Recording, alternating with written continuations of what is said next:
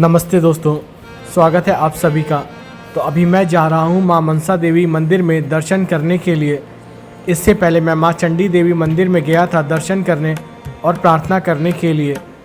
उसके बाद मैंने वहीं से बाहर से बैटरी रिक्शा पकड़ा और फिर उस बैटरी रिक्शा वाले ने मुझे माँ मनसा देवी मंदिर के रोपवे से 200 मीटर पहले उतार दिया। उसके बाद मैं वहीं से पैदल चल पड़ा माँ मनसा देवी के रोपवे टिकट काउंटर की तरफ। रास्ते में जाते हुए आपको कई सारी दुकानें देखने को मिलेंगी। यहाँ आपको धार्मिक वस्तुओं, स्मृति चिन्हों, कपड़ों, आर्टिफिशियल ज्वेलरी और घरेलू सामान सहित अलग अलग तरह की चीज़ें मिलेंगी। जब मैं रोपवे टिकट काउंटर के पास पहुँचा तो यहाँ पर काफ़ी ज़्यादा भीड़ लगी हुई थी। यहाँ रोपवे का आने जाने का टिकट प्राइस 199 रुपीज़ पर पर्सन है। माँ मनसा देवी मंदिर शिवालिक पहाड़ियों की बिलवा पर्वत पर स्थित है।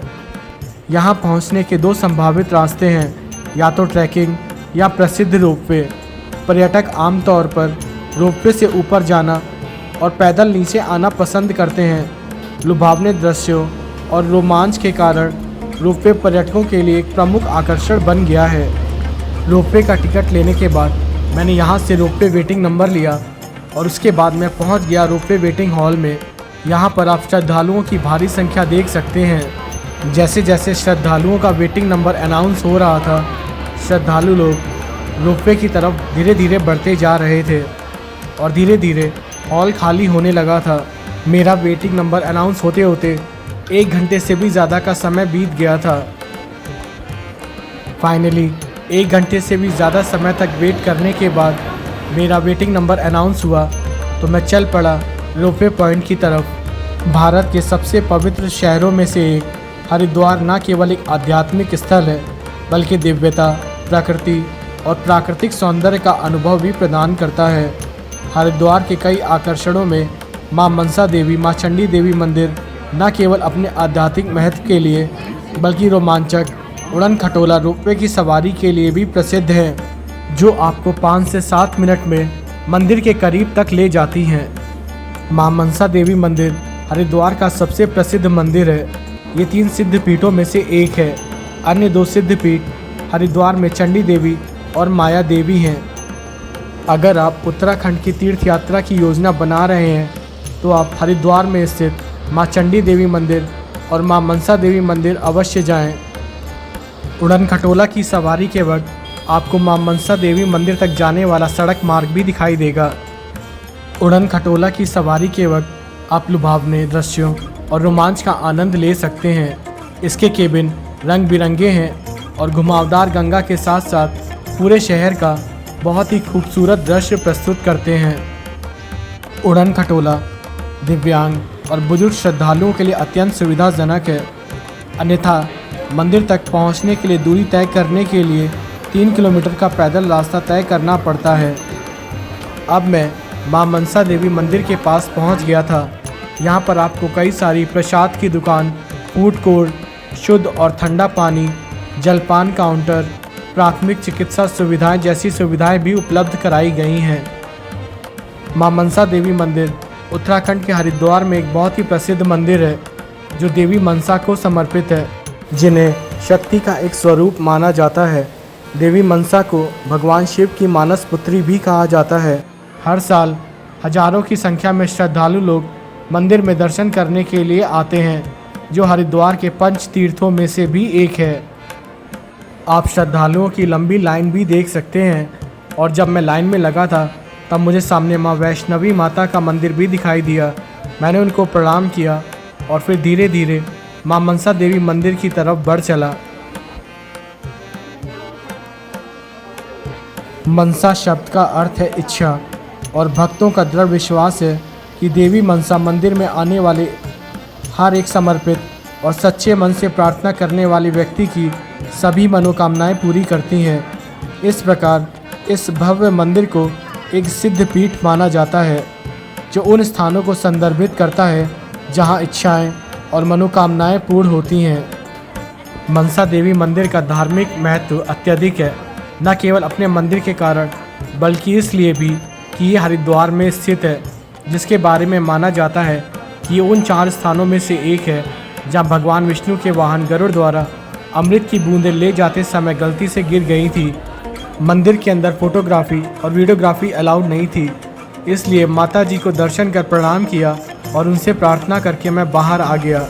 यहाँ परिसर में आपको और भी अलग अलग मंदिर देखने को मिलेंगे। आप सामने माँ वैष्णवी माता जी का मंदिर भी देख सकते हैं। वर्ष भर मनसा देवी मंदिर में देवी के दर्शन और आशीर्वाद हेतु श्रद्धालुओं की भारी भीड़ लगती है। नवरात्रों में मंदिर की रौनक देखते ही बनती है। परिसर में मौजूद वृक्ष पर डोरी बांधने की परंपरा भी चली आ रही है।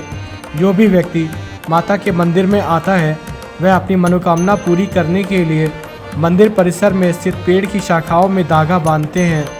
एक बार जब उनकी मनोकामना पूरी हो जाती है तो श्रद्धालु लोग पेड़ से धागा खोलने के लिए दोबारा इस मंदिर में आते हैं। वापस उड़न खटोला पॉइंट की तरफ जाते हुए आपको restaurant, snack corner, ice cream parlour और रिफ्रेशमेंट सेंटर देखने को मिलेगा, जहां पर रुककर आप खाना पीना कर सकते हैं। मां मनसा देवी को सांपों की देवी भी कहा जाता है। धार्मिक मान्यताओं के अनुसार देवी मनसा को गुड़ और मखाना अत्यंत प्रिय है।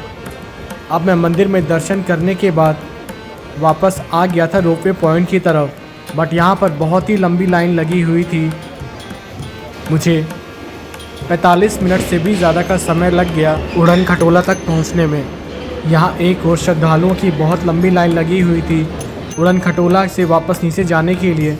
वहीं दूसरी तरफ वीआईपी लाइन भी लगी हुई थी, जिसमें वीआईपी टिकट लेने वालों को लाइन में नहीं लगना पड़ता है और वो डायरेक्ट उड़न खटोला की सवारी करके नीचे पहुंच जाते हैं बिना इंतज़ार किए।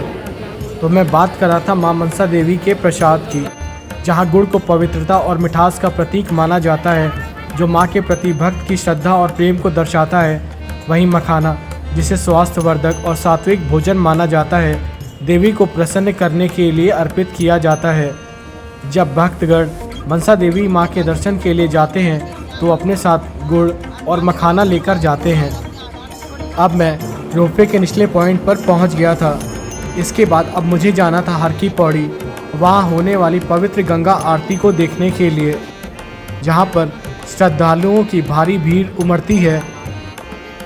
Mansa Devi ropeway ticket counter के सामने से जाने वाली पतली गली से होते हुए आपको हर की पौड़ी की ओर जाना होता है। यहाँ पतली गलियों के अगल बगल आपको कई सारी दुकानें देखने को मिलेंगी। हरिद्वार ऐसे तीर्थ स्थलों में गिना जाता है जहाँ हर साल मुख्य स्नान पर्वों पर पूरी दुनिया से लोग गंगा स्नान करने और घूमने के लिए आते हैं। हरिद्वार में लोग मोक्ष पाने की लालसा को लेकर गंगा स्नान, पिंडदान आदि करने के लिए साल भर आते रहते हैं। हरिद्वार आने वाले लोग यहाँ पर बाज़ारों से अपनी ज़रूरतों का सामान खरीद कर भी ले जाते हैं। आप सामने मां मनसा देवी प्रवेश द्वार देख सकते हैं, जिसके ठीक सामने जाने वाले रास्ते से होते हुए आपको हर की पौड़ी जाना होता है।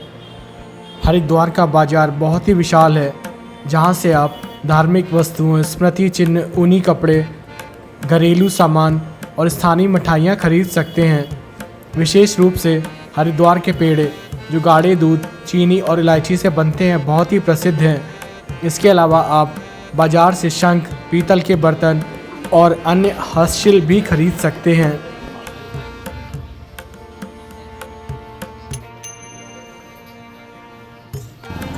हरिद्वार के विशाल बाजार को देखता हुआ मैं कुछ ही देर में हर की पौड़ी पहुंच गया।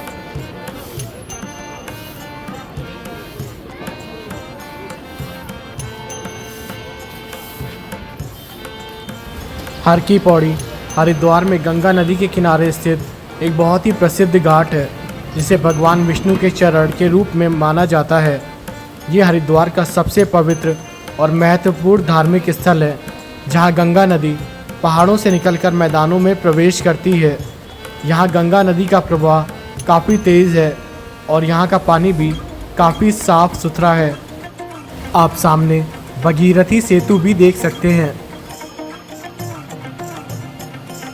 हर की पौड़ी में शाम को होने वाली गंगा आरती यहाँ का एक विशेष आकर्षण है, जिसमें हजारों की संख्या में श्रद्धालु लोग भाग लेते हैं।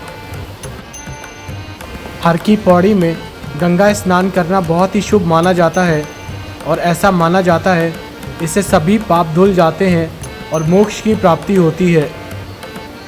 यहाँ गंगा आरती शाम को 5:30 बजे से 7 बजे के बीच होती है। आप सामने धनुष पुल भी बना हुआ देख सकते हैं, जो कि फिलहाल बंद पड़ा हुआ था।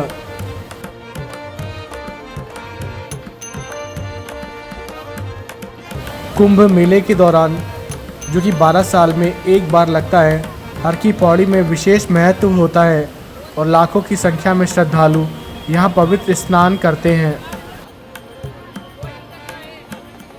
ऐसा कहा जाता है कि वैदिक काल में भगवान श्री हरि विष्णु इसी स्थान पर प्रकट हुए थे और गंगा नदी के जल के नीचे उनके पदचिन्ह बने थे। हर की पौड़ी के पास ब्रह्मकुंड नामक एक क्षेत्र स्थित है, जहाँ शाम को गंगा आरती होती है। यही वह स्थान है जहाँ समुद्र मंथन के बाद गरुड़ द्वारा घड़े में ले जाए जाने के दौरान अमृत की कुछ बूंदें आकाश से गिरी थी। ये भी माना जाता है कि पवित्र त्रिदेव भगवान ब्रह्मा, भगवान विष्णु और भगवान महेश ने भी अपनी दिव्य उपस्थिति से पवित्र ब्रह्मकुंड को सुशोभित किया है।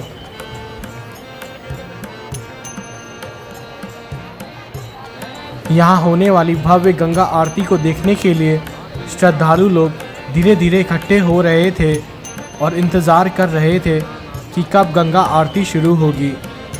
धीरे धीरे यहाँ मंत्रोच्चारण की ध्वनि शुरू हो गई।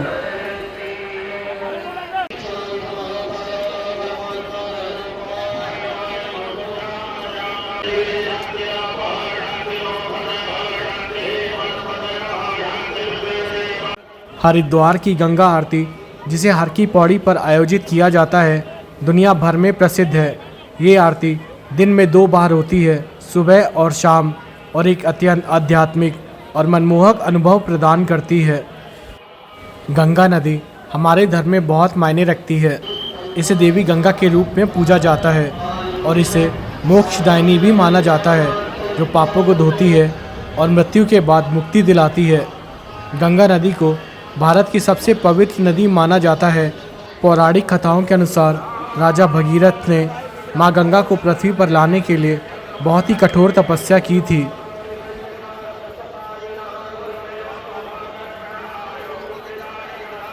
हर की पौड़ी शहर के मध्य में स्थित है। आप हरिद्वार बस स्टैंड के साथ साथ रेलवे स्टेशन से भी ऑटो या बैटरी रिक्शा लेकर आसानी से पहुंच सकते हैं।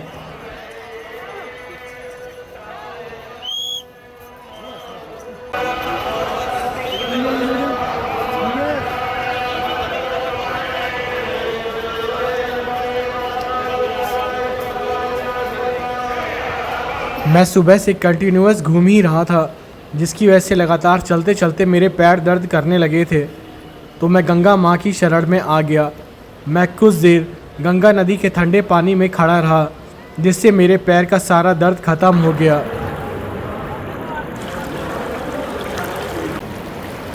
कुछ देर यहाँ रुकने के बाद मैं वापस गंगा आरती में शामिल हो गया।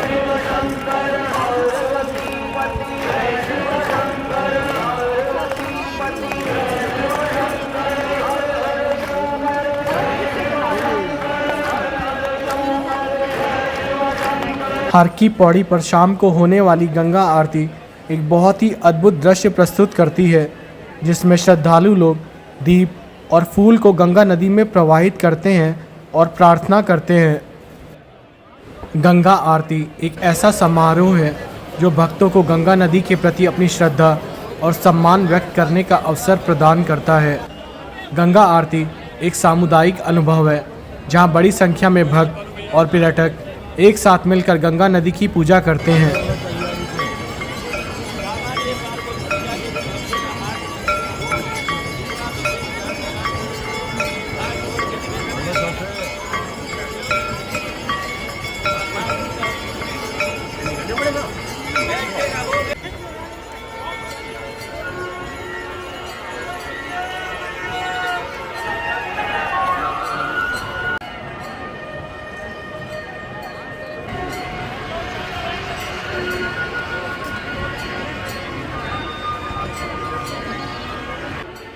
हर की पौड़ी पर शाम को होने वाली गंगा आरती में भाग लेना एक बहुत ही आकर्षक अनुभव होता है। गंगा आरती के समय वातावरण घंटियों की आवाज़, शंखों की ध्वनि और भजनों के गायन से गूंज उठता है। जो एक दिव्य और बहुत ही शांत अनुभव प्रदान करता है।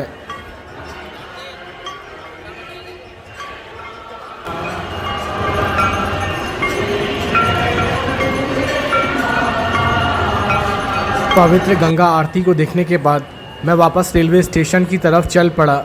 यहाँ पर कई सारे पंडित जी लोग आरती की थाल लिए हुए थे। यहाँ पर श्रद्धालु लोग आरती की थाल की पवित्र अग्नि से आशीर्वाद ले रहे थे। आशीर्वाद लेने के बाद अब मैं चल पड़ा रेलवे स्टेशन की तरफ। आप देख सकते हैं यहाँ पर अभी भी श्रद्धालुओं की कितनी भारी भीड़ है। अगर आप यहाँ रुकना चाहते हैं तो यहाँ पर आपको कई सारी धर्मशालाएं, आश्रम देखने को मिल जाते हैं जहाँ पर जाकर आप रह सकते हैं। यहाँ पर कुछ धर्मशालाएं और आश्रम तो श्रद्धालु लोगों के रहने के लिए फ्री में अवेलेबल हैं।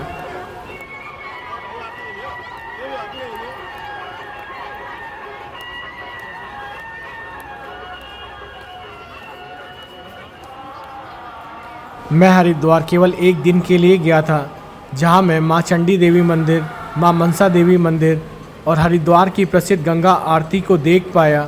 इसके अलावा मैंने भीमघोड़ा बैराज और स्वामी विवेकानंद पार्क में जाकर महादेव की 30 मीटर ऊंची प्रतिमा को प्रणाम किया।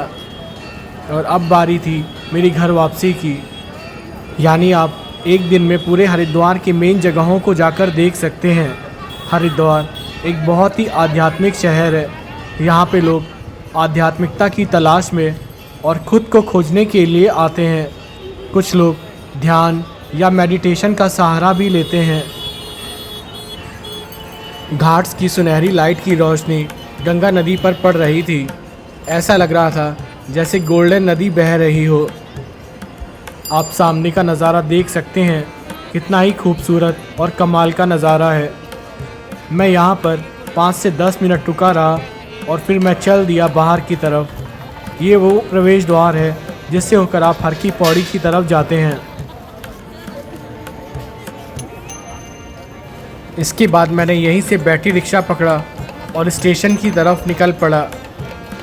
दोस्तों, आशा है आप सभी लोगों को हरिद्वार पर बना हुआ मेरा ट्रैवल ब्लॉग अच्छा लगा हो। अगर आपको मेरा ये ट्रैवल ब्लॉग पसंद आया हो तो मेरे चैनल को सब्सक्राइब करें। धन्यवाद। और यहाँ से मेरी एक दिन की हरिद्वार की यात्रा पूर्ण होती है। हर हर महादेव।